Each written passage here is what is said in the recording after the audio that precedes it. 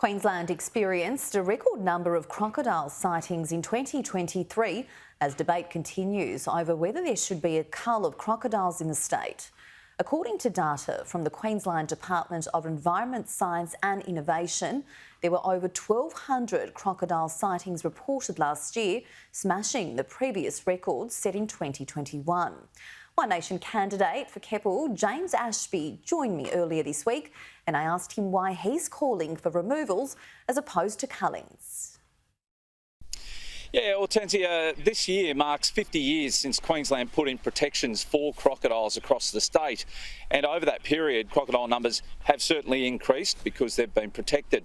Now, here in central Queensland where I live, and certainly Rockhampton and the Capricorn Coast, we're about to go through another period every single year around March and April where crocodiles that are kicked out by larger crocs are then on the move looking for new homes. So we find that over that 2-month period, the public are spotting more crocodiles, particularly off our beaches here, particularly safe beaches, or have been typically safe up until now.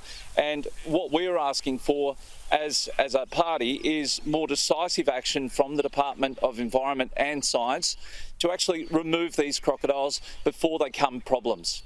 Now, once these crocodiles are removed, what happens to them?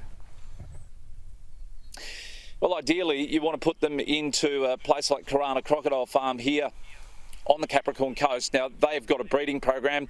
Obviously, they when they do breed from these crocs, they then use them for luxury brands like Louis Vuitton and Hermes. So they get turned into handbags and quality shoes, of course. And, part of that breeding program means that the adult croc that is taken from the wild does have some form of luxury lifestyle behind wire, but it does mean that we're protecting the people here of the Capricorn Coast.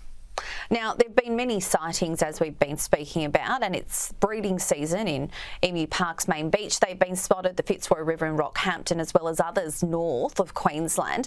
And a large croc even jumped into a fisherman's 3-metre tinny. So why are they still listed as vulnerable in Queensland if there are so many? Well, simple fact is these decisions are made by people in Brisbane who've got no understanding of what living with crocodiles is truly like.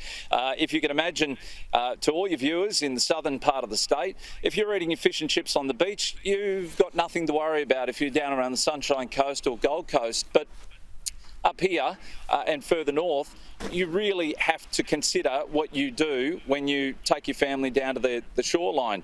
Now, we've had that luxury of not having to worry here on the central Queensland coast for 50 years or more, but now we have to be a little more cautious, take some more precaution when we are down on the beach, particularly if we've got young kids and animals, because some of those animals that are passing through, the crocodiles that are passing through, may just be opportunistic and take a bite. The difference is, though, sharks, you've got a higher chance of survival. Crocodiles, you've got a very, very low chance of survival.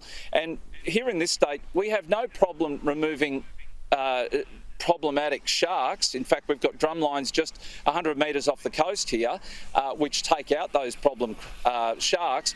But there's a reluctance to take out problem crocodiles in public areas. And I think that attitude's got to change for human safety.